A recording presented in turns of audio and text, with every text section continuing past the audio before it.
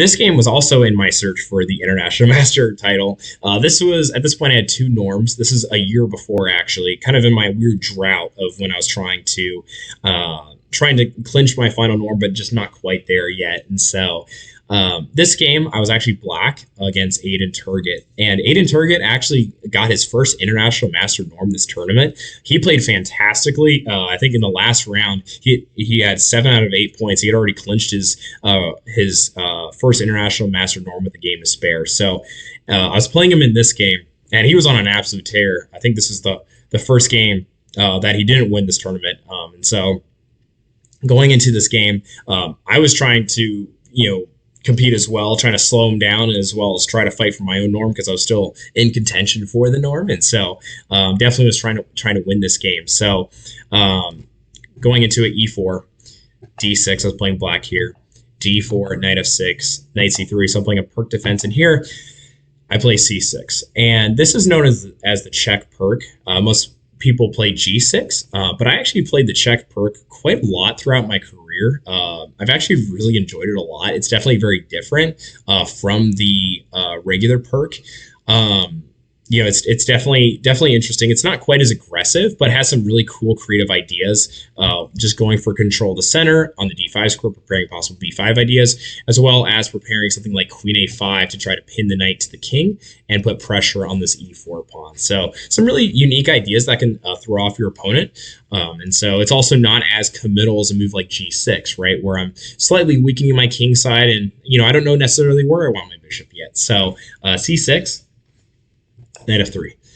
Now, Aiden plays the most aggressive and challenging line, actually, against the check perk. And so he knew what he was doing. He played H3. I bring my bishop back. G4 plays very aggressively. This is actually a very strong line for white. Queen E2. Very nice idea.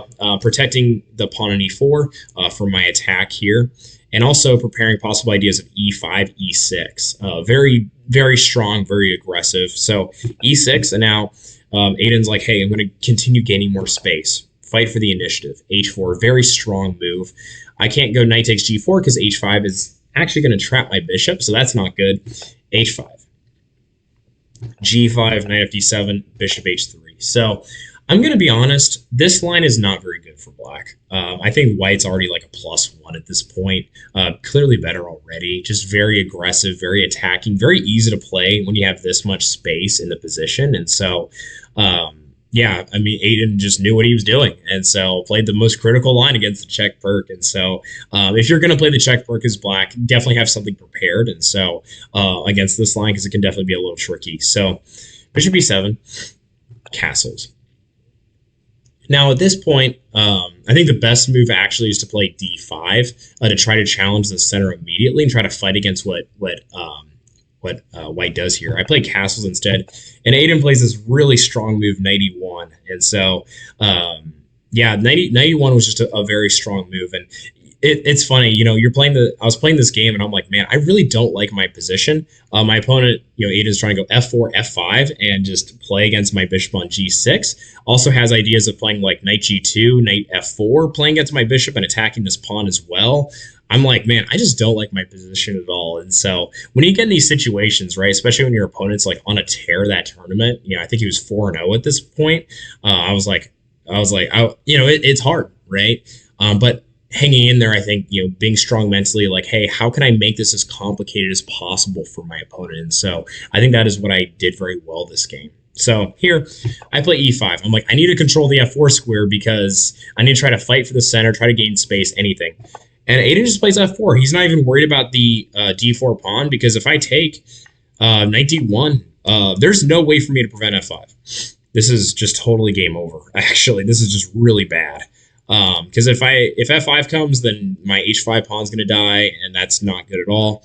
If I try to fight the advance maybe with F5, then just takes, and this is game over as well because of Queen E6 check, followed by G6, and now I lose the rook. So just very strong position here for white. So at this point, I was like, okay, I got to get rid of that pawn, so at least I don't lose my bishop on G6 with F5.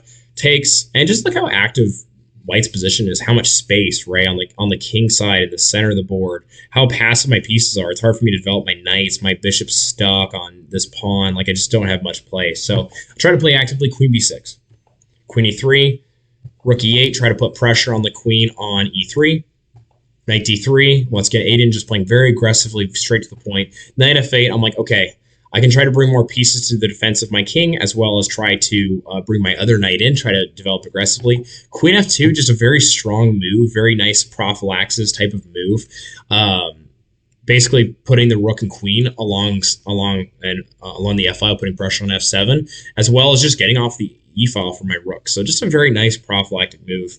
Knight d7, bishop b3. Once again, lining up the queen fully open, and now setting up some ideas on my queen. So at this point, also, I should mention knight f4 is very strong as well. That's coming as well, and really just really putting a lot of pressure on my light squares with my bishop and my pawn here. And so at this point, I was like, wow, my position is really bad. I did not like my position at all. And so here I was like, okay, I know my opponent wants to go knight f4. So how can I make this game as complicated as possible? And I could tell as well that Aiden was very comfortable in this position. You know, I think he prepared pretty much all of this, beforehand, before the game. And so I was like, okay, how do I get my opponent out of my comfort zone? How do I make this game as confusing as possible for my opponent? So in this position, it's funny, I actually looked it up. The computer actually recommends the move I played, which I'm actually very surprised by. I played it not because it was sound necessarily, but because I was like, how can I confuse the position, make it as difficult for my opponent to process it, right? d5. So the reason I played d5 is like, okay, I'm going to give up this pawn, but now I can open up my pieces, right? I can distract my opponent from trying to get his knight into f4. Right now, my rook is open. My bishop is suddenly open. Trying to get something going. Now my bishop's open on this diagonal. I'm like, okay, how can I get any play going on in this position right here? So just a positional pawn sacrifice to try to get something going. Try to confuse the position, right? And so it was.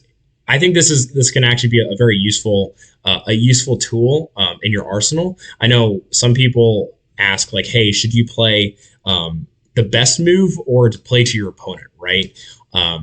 Some situations, the best move can be playing to your opponent, right? But other times it is best just to play the most sound move, right? Just to play the best move. But here, I knew my position was bad. If I just played slowly and let Aiden just crush me, that would not have been fun. So how am I going to make this as confusing as possible? Play to my opponent, right? Even if d5 isn't necessarily the best move. Funny enough, it is the best move. So d5 takes. And now bishop takes c3. Just confusing the position, changing up the pawn structure, changing the material imbalance, right? Now it's different material. Now it's now my opponent has two bishops and I have two knights, changing that up, right? And so c takes. Really quick, if c takes d7, I actually have rook takes e3. This is actually a very nice little tactical idea, with the idea that if queen takes, I have bishop takes d4, and now this is going to win the queen and be winning for me. And here, if b takes c3, I go rook takes h3, and now I'm just up a piece in a winning position as well. So c takes b7, attacking my rook.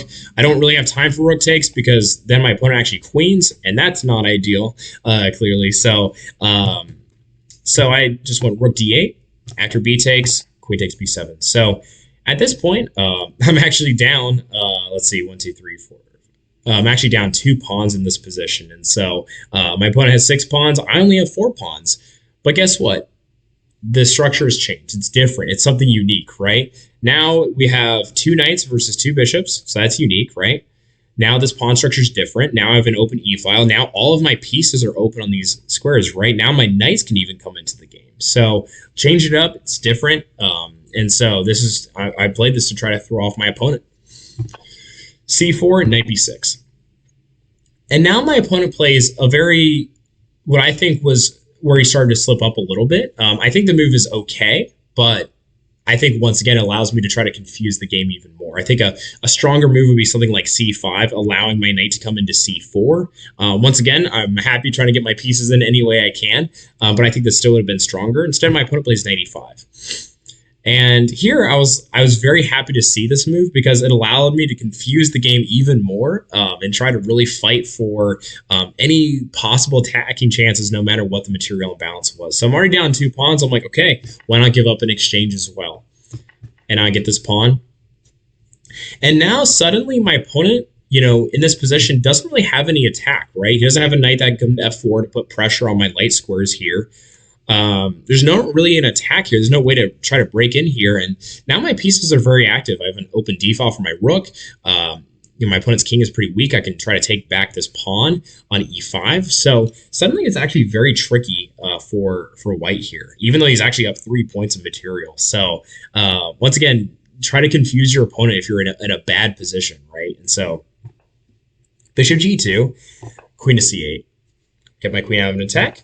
Rook d8, rook d1. This is a logical move for my opponent. Whenever you're up material, it makes sense to try to trade pieces, especially since I'm trying to gain a lot of activity here. So by trading off my open rook on the d file, that would be a natural way to try to fight my attacking chances here. So I trade and I take back this pawn. So now I'm actually down only 2 points of material. I'm just down in exchange here. But once again, right, like now my knight's coming to g4 to try to fork the queen, the bishop. This knight come into e6. I'm actually very aggressive here. So bishop takes a7, knight e6, rook d2, knight g4. So now my pieces are flooding into the game very aggressively. I'm actually still clearly worse. I think the computer rates this as like plus 1.5 for white here.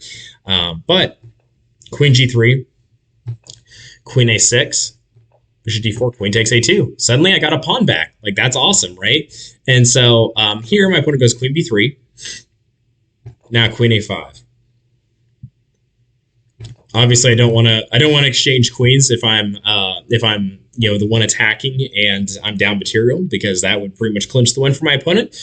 So I go queen a5, queen c3, queen b5, no queen trade.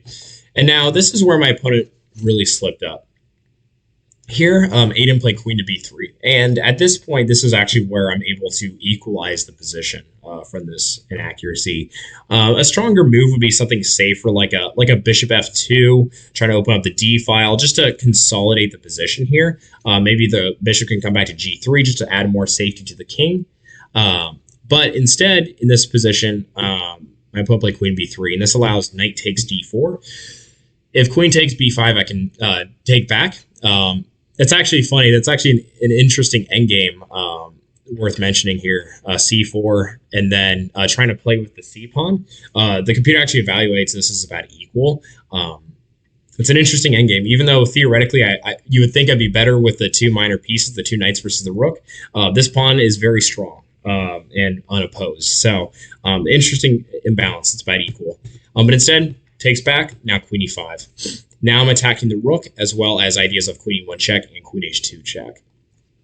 So here we have queen c3, queen h2, and now I've gotten a pawn back. And so now I'm starting to feel really good about my position here. It's funny, it's slightly better for me, but it's actually just about equal still.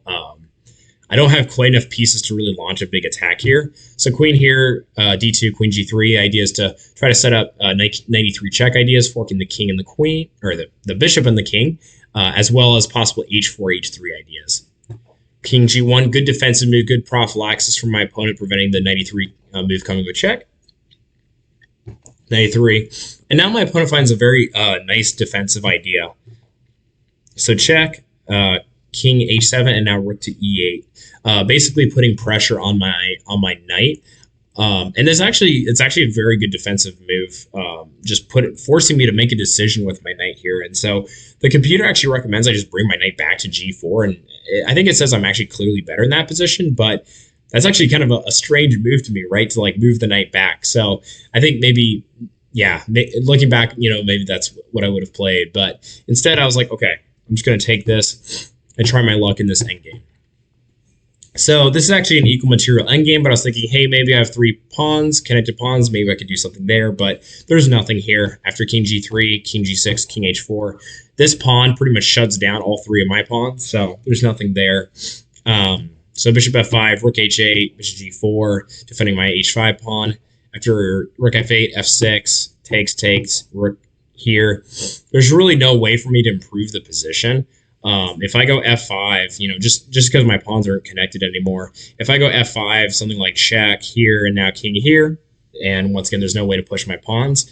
So I just played king f5 after check. We actually agreed to a draw in this position. There's really no way to really improve my position. He's just going to check me a bunch. He can blockade my dark squares. There's no way to really play for a win here since the pawns are not connected. So no way for white to play for a win either, since these pawns still can be threatening and still try to promote. So this game was a draw, and so I actually did not end up achieving my final international master norm. This was about a year before that, and congratulations to my opponent Aiden. He achieved the norm, and so I just want to show y'all this game because I was actually in a very I had my back to the wall. Right, my opponent was just in a tear that tournament. He prepared against me really well, knew the strongest line, and just ended up in a clearly worse position very quickly. But just going back here, I think this move d5 to try to sacrifice material to try to make the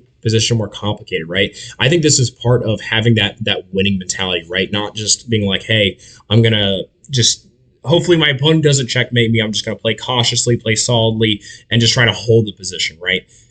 When you have no activity, no space, nothing like I did in this position, that's just not a good choice, right? So how can I throw it up? If I'm going to lose anyway, I might as well throw material, try to make this game as confusing as possible. Maybe my opponent will slip up, and so that's what happened in this game with d5, and just try to open up the pieces, try to open up the position, and so trying to play aggressively, trying to play with purpose, right? Not so much worrying about losing, with not having losing on the brain, right?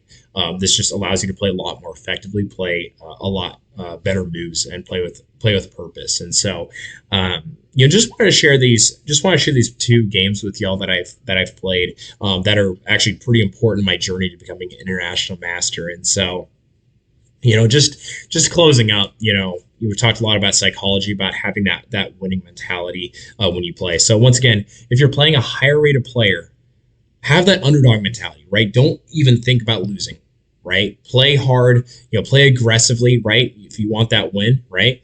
But if you're playing a lower rated player, have that same mentality, not as an underdog, but more of the mentality like, hey, I'm higher rated, so I'm the better player, so I should win this game, right? And prove that you're the better player, right? Not in an overconfident, cocky manner, but in a humble way, honestly, and just knowing that you are the better player in the game. And so proving that, not having losing on your mind, because when you have losing on your brain, chances are you're just not going to play as well. You're going to play more timidly, not as aggressively, and your moves are just not going to have as much purpose and oomph to them. So really just enjoyed teaching all this lesson.